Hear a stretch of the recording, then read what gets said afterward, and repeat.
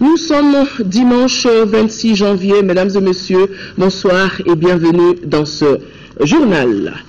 Le lycée La Lanterne de Sogoniko, en commune 4 du district de Bamako, a abrité hier après-midi la cérémonie de lancement du concours national d'orthographe.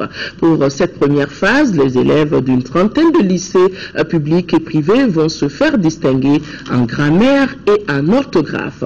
L'initiative est de Jara Communication. L'initiative permettra donc, selon les organisateurs, de rehausser le niveau des apprenants tout en cultivant chez eux le goût de la lecture. Abdrahman Meiga, compte rendu. Cette première édition du concours national d'orthographe met en compétition les représentants d'une trentaine de lycées du district de Bamako. Sont concernés par la compétition tous les élèves de l'enseignement secondaire général, toutes séries confondues et toutes classes. Ils vont pendant 2 mois se faire distinguer en grammaire et en orthographe. L'objectif de ce concours est d'améliorer la qualité de notre système éducatif. Il n'est un secret pour personne que de nos jours, notre pratique du français, aussi bien à l'oral qu'à l'écrit, est presque à la limite de l'acceptable. Tant les règles de grammaire et d'orthographe les plus élémentaires sont ignorées. Les initiateurs de la présente compétition veulent inciter les scolaires à améliorer leur niveau en français. À la fin de la compétition, des prix seront décernés aux plus méritants. Ils vont, selon les organisateurs, d'1 million à 400 000 francs CFA. En plus de l'argent, des fournitures scolaires seront également distribuées aux participants de ce concours. Sans le soupçonner peut-être, vous venez, à travers ce concours, de semer une graine, celle du réveil des consciences à la nécessité pour notre jeunesse de rechercher en permanence et dans tous les domaines l'excellence, car elle seule vaudra dans les années à venir dans ce monde de mondialisation à outrance. Juste après la cérémonie de lancement, les représentants de 2 établissements ont ouvert la compétition. Il s'agit de 3 filles du lycée de La Lanterne de Sogoniko ayant servi de cadre à la présente rencontre et 3 garçons du lycée Gandiamori de Manyambougou. Le projet renforcement des capacités pour l'accès à la justice des victimes de violations de droits humains liées à la crise arrive à terme. Le projet a été exécuté à hauteur de 17 millions de francs CFA par l'Association des jeunes avocats du Mali avec l'appui financier de l'ambassade du Canada dans notre pays. La cérémonie de clôture du projet s'est déroulée sous la présence du ministre de la Justice, garde des Sceaux, devant notre reporter Ba Traoré. Lancé le 18 mai 2013, le projet renforcement des capacités pour l'accès à la justice des victimes de violations des droits humains liées à la crise est une initiative de l'Association des jeunes avocats du Mali. Ces spécialistes du droit entendaient contribuer ainsi à la lutte contre l'impunité. C'est là d'autant plus que plusieurs cas de violations des droits humains ont été constatés dans les régions septentrionales du pays. Autre fait motivant la mise en place du projet, selon les initiateurs, l'effritement de la justice dans ces mêmes zones dû au déplacement massif des spécialistes du droit vers la capitale. Plusieurs activités ont été réalisées par l'association dans le cadre de ce projet. La première étape consistait à élaborer, imprimer, diffuser un guide pratique sur la technique d'enquête. La deuxième étape consistait à organiser une formation pratique des acteurs de la justice dans le cadre du droit malien et du droit international. La JAN, toujours dans sa dynamique d'apporter sa pierre à l'édifice de reconstruction de notre pays par l'un de ses maillons forts, la lutte contre l'impunité et l'accès à la justice, marque par l'exécution de ce projet l'étendue de son ambition. Aucune société ne peut se développer sans la justice, dira le garde des Sceaux. C'est pourquoi cette initiative est à saluer vu sa pertinence. Il faudra familiariser les acteurs de la justice sur les techniques d'enquête pouvant permettre de parvenir à la preuve de la culpabilité des personnes pouvant être poursuivies. Auparavant, une session de formation avait été organisée par l'association sur les techniques de conduite des enquêtes. La ferme Clédou devient de jour en jour objet de curiosité. Ce week-end, c'est le ministère de l'Emploi et de la Formation professionnelle qui est allé à sa découverte. Le but de cette visite, c'est entre autres encourager la nouvelle génération à s'inspirer de la ferme Clédou pour aller vers l'entrepreneuriat, développer également le projet intitulé Entrepreneuriat rural et aussi promouvoir l'écotourisme. Fatoumata Kone, compte rendu. Le village de Tcheman, dans la commune de Baguineda, ne cesse de recevoir du monde ces derniers temps. C'est ici que se trouvent les 300 hectares de la ferme Clédou, avec ses multiples espèces animalières et végétales. Le ministre de l'Emploi et de la Formation professionnelle était venu s'inspirer de l'initiative pour nouer des relations de partenariat gagnant-gagnant avec le promoteur. C'est le projet par lequel nous allons aider les jeunes en milieu rural à avoir accès à l'emploi et à pouvoir s'insérer facilement dans la production économique. Voir dans quelle mesure ils peuvent venir apprendre ici et pour pouvoir aller répliquer ça. Il y a un énorme potentiel économique pour des jeunes. Donc dans le cadre d'un projet comme FIER qui dispose d'un budget de 26 milliards, je pense qu'il y a beaucoup de choses que nous pouvons faire en nous inspirant de ce que M. Koulibaly a réalisé ici. La délégation a eu droit à une exposition des dérivés d'autruche avant de goûter les confitures de miel et de papaye. L'équipe a pu contempler les fruits comme les papayes hybrides solo, les gibiers greffés. L'excursion se termine par les enclos pour dromadaires et pour autruches. Avec une telle richesse agro-silvopastorale, le développement économique d'un pays est assuré. C'est le seul moyen aujourd'hui pour que l'État puisse avoir l'employabilité la plupart, parce que je crois que c'est l'agriculture qui va être le secteur qui va employer le plus de monde possible. La création d'emplois est possible avec la valorisation de l'agriculture et de l'élevage. Partant de ce constat, autorités et entrepreneurs misent sur la jeunesse pour prendre la relève. Les forces armées maliennes sont plus que jamais déterminées à anéantir les terroristes et leurs complices. C'est ainsi que la semaine dernière, une opération tripartite forces armées maliennes en MINUSMA Serval a été menée de Gao au secteur ouest de Kidal. Pour plus de détails sur cette patrouille, écoutons le lieutenant-colonel Mamadou Massaoulé Samake qui est au micro de Mohamed Diarra. L'opération Marée était planifiée dans le cadre des missions tripartites que nous menons sur le terrain, de concert avec Serval et les autres pays aux environs. C'est comme l'opération Hydre que nous avons bouclée en fin octobre-novembre. Alors là, l'opération Marée a été organisée pour procéder à une fouille de terrain au-delà de Kidal, secteur Est, sillonner les approches de la frontière algérienne et, comme je l'ai dit, conjointement avec les Nigériens aussi qui fouillent de leur côté Est de Kidal. Comment la motion s'est passée? Elle a été bonne? Cette fois-ci, je peux dire oui. Cette fois-ci, ça a été un succès. Comme butin, nous pouvons citer une citerne récupérée. Et au niveau de l'encampement non loin de Kidal qui était resté après les hommes dans les attaques contre Tessalix. Une citerne en bonne et due forme que nous avons ramenée au commandement et qui se trouve actuellement au niveau de la sous-direction. Le ministère de la Promotion de la Femme, de l'Enfant, de la Famille et de l'Enfant, en collaboration avec les femmes de la région de Gao, vient d'organiser un forum régional afin de recenser les préoccupations des femmes touchées par la crise. Il s'agira d'accélérer les actions de réinsertion socio-économique de celles-ci et de poser les jalons du forum national sur la même question prévue à Bamako en février prochain. Reportage d'Aouda Azoumana Traoré. Les femmes étaient là, très nombreuses dans la salle de conférence de la mairie de Gao. Pour la circonstance, une délégation du ministère de la Promotion de la Femme, de la Famille et de l'Enfant a pris le devant de la scène en sillonnant toute la région pour toucher les groupements et associations des femmes victimes de la récente crise. C'est un concours précieux que les hautes autorités veulent apporter à ces femmes. Notre gouvernement vient d'élaborer un programme pour leur réinsertion socio-économique afin d'améliorer leurs ressources financières et leur assurer une installation dans la quiétude et la dignité.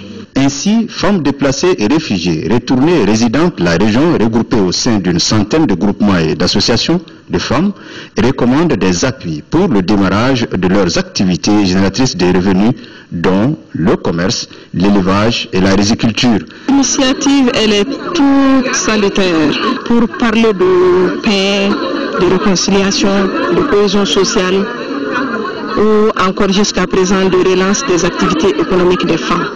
L'implication des femmes pour le retour des réfugiés est nécessaire et incontournable.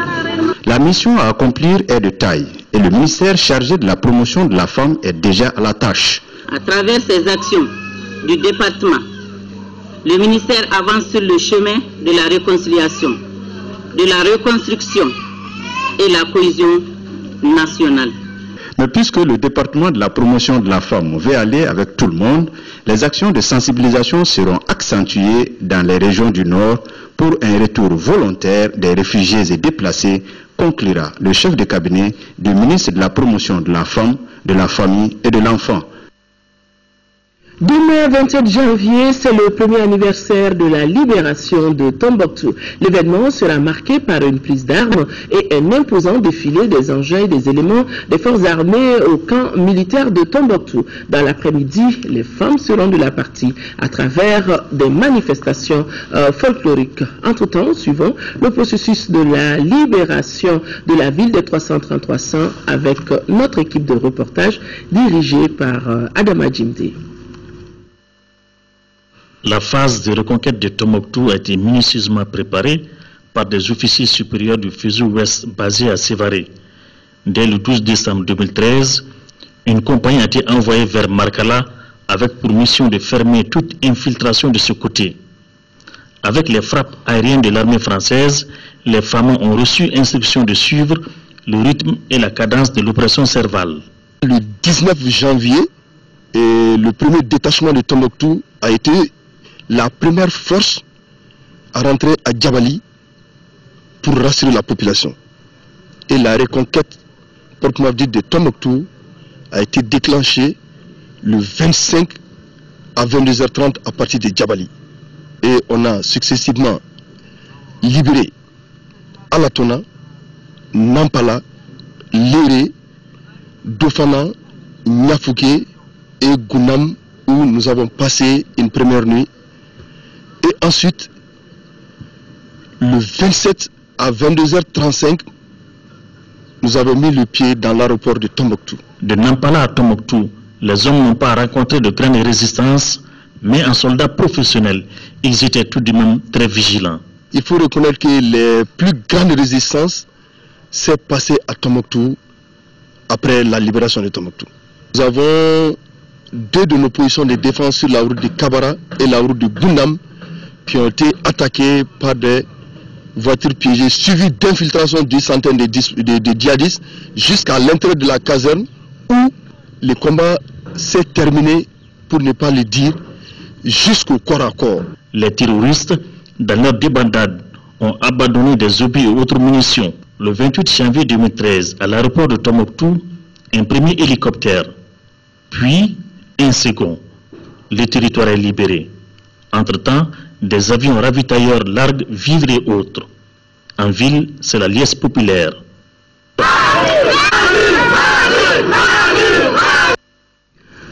L'actualité sur un tout autre plan, les opérateurs économiques du secteur des bâtiments et travaux publics font un état des lieux de leurs forces et faiblesses. C'était à la faveur d'une assemblée générale tenue au siège du patronat. Les entreprises s'organisent aussi pour répondre à la forte demande dans le domaine. Le point avec Alousseni Touré. Le Mali amorce sa reprise économique à travers le processus de reconstruction. Une phase qui génère beaucoup de grands travaux et qui met à contribution l'expertise locale. Or, les entreprises maliennes, spécifiquement celles du BTP, ont subi le contre-coup de la crise sociopolitique qu'a connue notre pays. Pour y faire face, les opérateurs du secteur s'organisent. Il est nécessaire qu'une volonté politique forte soit affirmée par nos autorités dans ce sens. aussi que des dispositions doivent être prises pour une transparence dans les mécanismes d'attribution des marchés publics. Du côté de mes collègues entrepreneurs, il faudra nécessairement une prise de conscience aiguë de nos responsabilités face à nos différents engagements. Des projets de grande envergure sont annoncés en faveur de tous les opérateurs économiques du pays. Nous avons dans notre programme des formations en vue.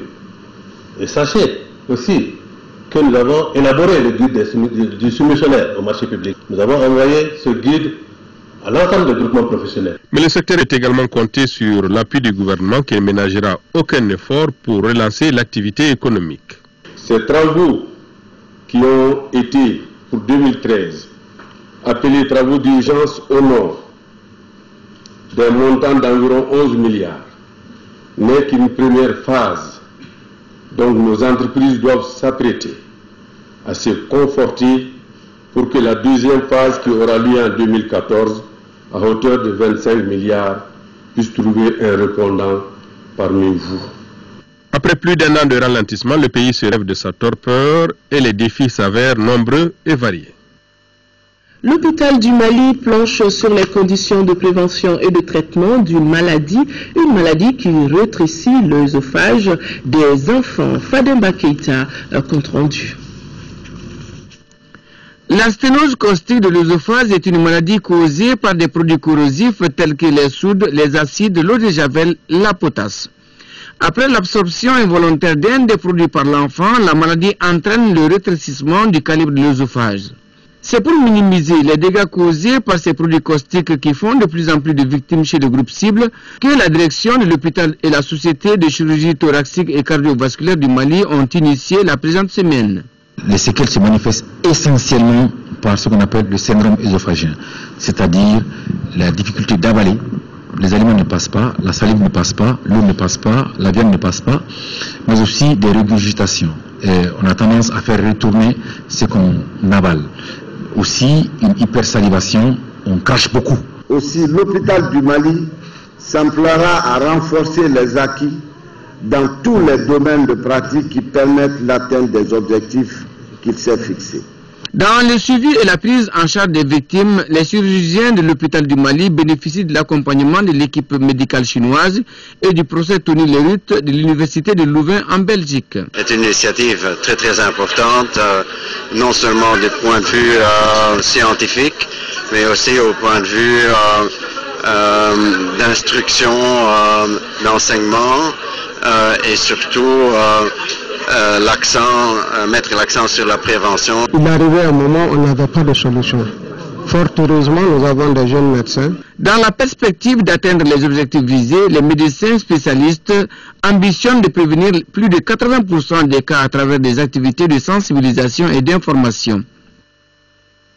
Les femmes maliennes ont rendu hommage ce week-end à Abou Raba. Abou Raba, vous le connaissez, c'est l'ancien ambassadeur de la Palestine dans notre pays. L'événement a été organisé par Madame Sidibé Aminata Diallo, membre du réseau des femmes ministres et parlementaires, en collaboration avec la CAFO et d'autres associations féminines du Mali. Rachel Tessougué. Les femmes maliennes rendent un hommage à Abou Raba après 33 ans de service diplomatique au Mali. De 1980 à 2014, il fut ambassadeur de la Palestine dans notre pays. Abou Raba est venu avec une nouvelle diplomatie, la diplomatie sociale et humanitaire. Les femmes du Mali le remercient du fond du cœur pour l'immense apport pour la paix. Un homme de qualité, un diplomate chevronné, est toujours présent à nos côtés. Nous tenons à lui dire merci.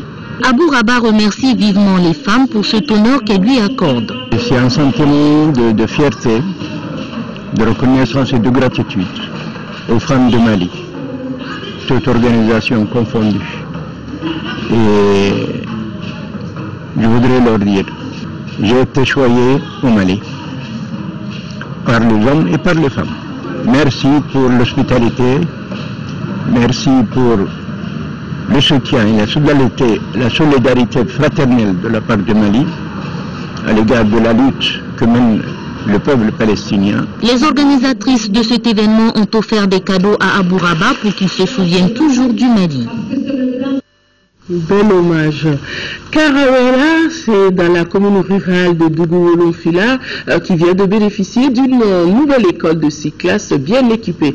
Fruit du partenariat avec l'ONG Femmes, cette école baptisée Mamoussouko, le nom de la maman de la donatrice, a coûté des millions de francs CFA. La remise des clés a regroupé évidemment les populations bénéficiaires et les autorités de la commune. Envoyés spéciaux Mamourou Sidibé et Abdrahman Keita. Cette nouvelle école de Kawerela est l'œuvre de l'ONG GEFAM en partenariat avec l'ambassade d'Australie au Mali. Les 6 classes de la dite école, avec une direction et un espace de commodité, ont coûté plus de 22 millions de francs CFA. Les enfants de Kawerela et surtout les fillettes n'auront plus à parcourir des kilomètres pour se rendre à l'école.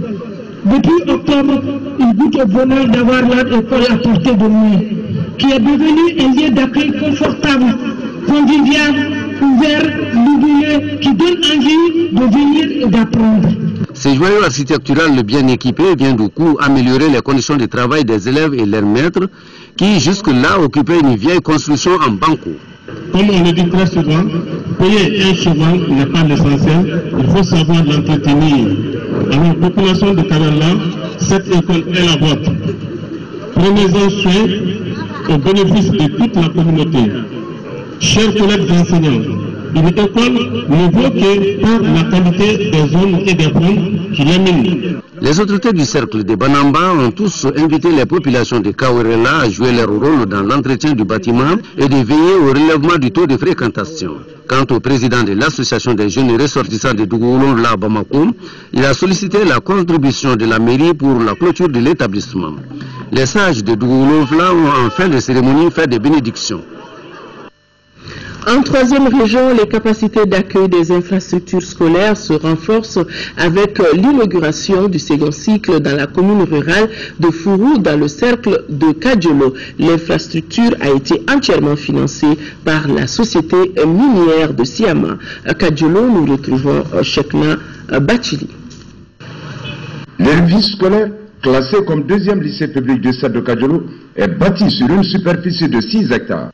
Entièrement clôturé, il est composé d'un bloc administratif, un laboratoire, une bibliothèque avec une salle informatique, 2 blocs de latrines, un bloc de 6 classes et un terrain de basketball. Du discours du directeur général des opérations des mines du groupe Resolute Mining Limited, il ressort qu'avec une enveloppe de 327 046 803 francs CFA, les travaux de l'infrastructure scolaire ont été réalisés par la société minière de Siama en collaboration avec la mairie de la commune suite à une demande du ministère de l'Éducation à travers le ministère des Mines. La réalisation de ce joyau architectural est le résultat positif d'une des stratégies de développement communautaire de la société minière de Siama et le nouvel acquéreur de l'entreprise Resolute Mining Limited, une entreprise australienne, à savoir promouvoir la scolarisation des enfants dans un cadre d'accueil réalisé selon les normes nationales en matière d'éducation. Dans son adresse, le sous-préfet Tchefili Sangaré a remercié les responsables de la société minière de Siama pour leur soutien constant et multiforme aux populations de la commune de Fourou avant de faire remarquer que l'accompagnement de l'administration dans le fonctionnement du lycée ne fera pas défaut. Le président du conseil de Stade de Kadjolo, M. Moulay Diabaté, et le maire Salif Kone ont tour à tour abordé dans le même sens que le sous-préfet, tout en invitant les élèves à s'approprier la structure par la fréquentation régulière. C'est dans une ambiance festive, marquée par la coupure du ruban symbolique et la visite guidée des lieux par le sous-préfet et les responsables de la société minière de Siama, que la cérémonie d'inauguration du lycée de Fourou a pris fin. En première région, la mairie de la commune rurale de Kouloum, au cercle de Caille, a procédé au lancement des activités du marché à bétail de Kersigane, je vais y arriver, en vue de faciliter la commercialisation du bétail et des produits de l'élevage. Caille Mahamadou Aliou Bari. Contribuer à l'amélioration des conditions de vie et des revenus des agro-éleveurs à travers la promotion et le développement durable des filières de production animale. C'est en ce terme que le maire de la commune rurale de Kouloum, Assamadi Diallo, s'est adressé aux éleveurs lors de cette cérémonie de lancement des activités du marché à bétail. Ce marché de bétail, ici conçu, nous enlève, nous marchands de bétail, une grande épine dans nos pieds. Ici, dans le marché à bétail de Kersingane, plus de 500 têtes de bœufs sont mises en vente et leur prix varie entre 250 et 500 000 francs CFA. On y trouve des marchands à bétail venus du Sénégal, de la Mauritanie.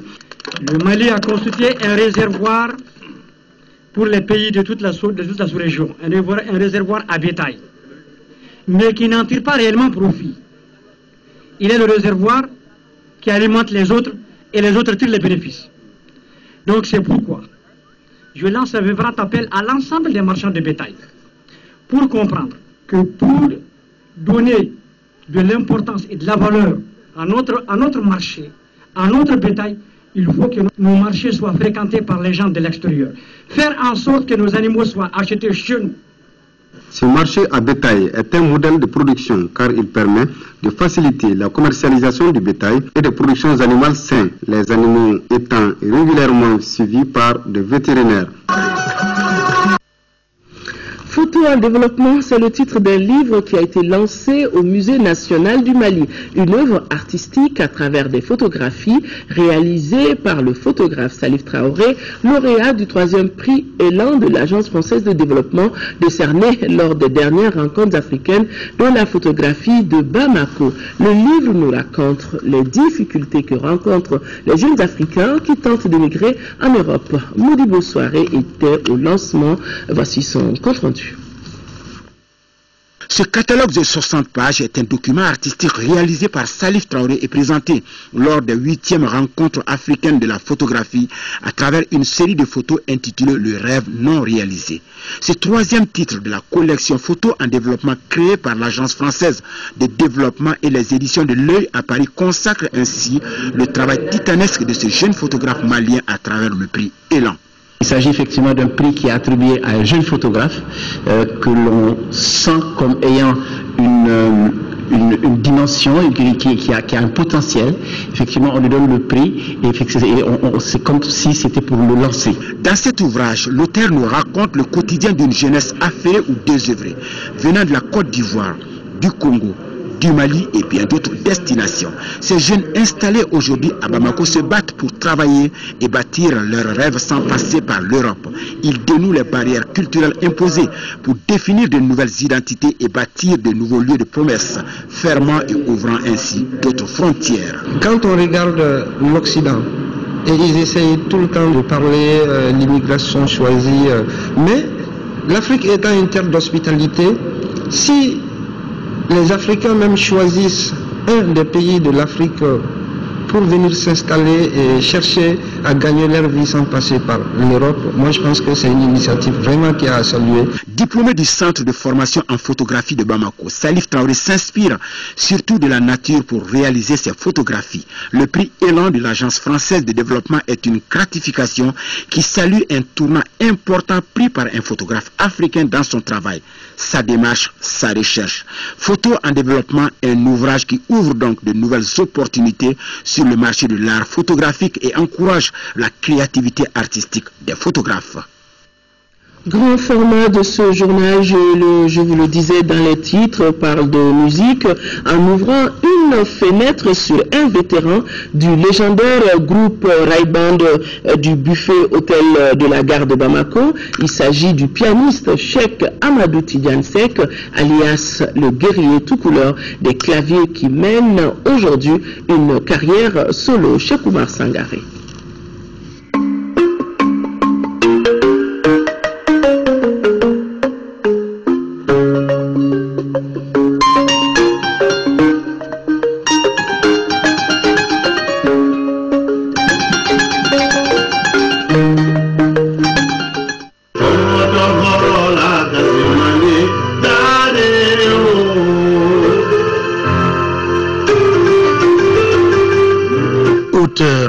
Compositeur, arrangeur et producteur de musique, Cheikh Amadou Tidiane Seck fait partie de ceux qui honorent la culture malienne de par leur talent à l'étranger.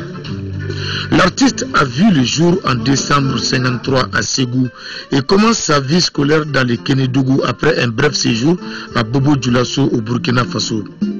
Après l'école A et celle d'Impesoba, Cheikh Tidiane arrive à l'école de la mission catholique de Sikasso où commence son histoire avec le piano.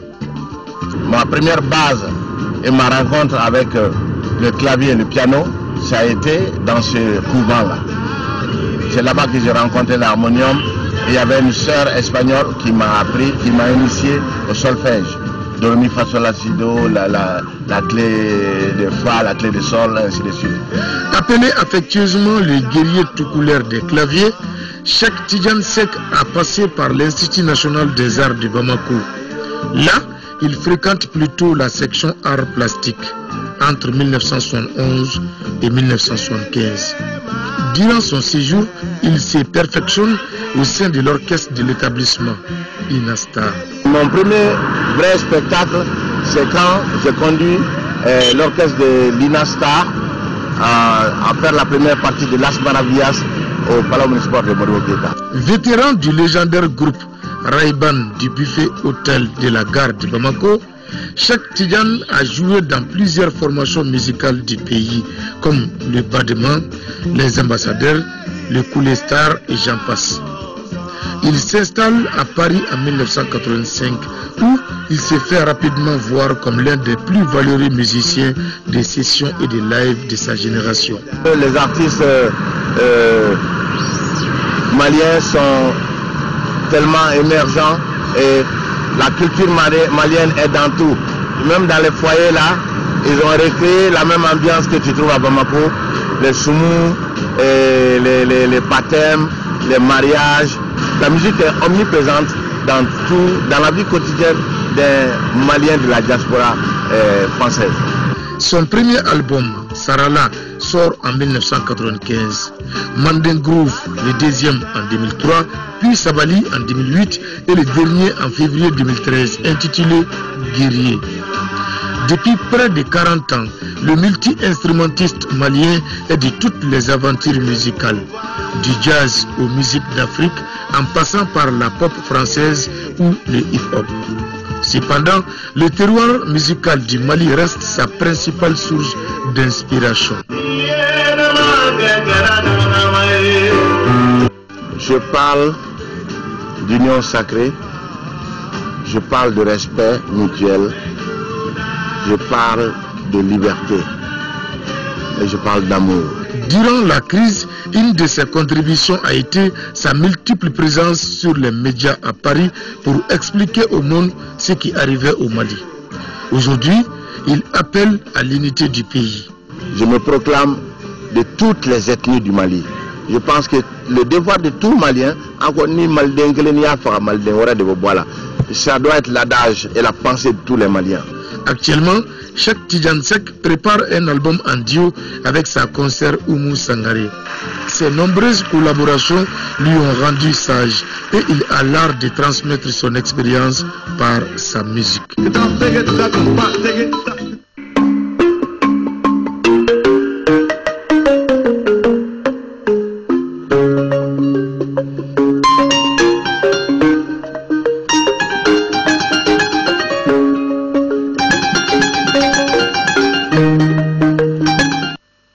Le Mali est et restera riche de sa diversité artistique et culturelle.